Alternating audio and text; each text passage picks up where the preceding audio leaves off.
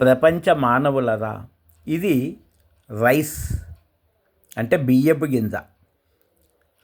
తెలియకపోతే ప్రపంచంలో గోధుమ గింజ ఏదైనా పెట్టుకోండి.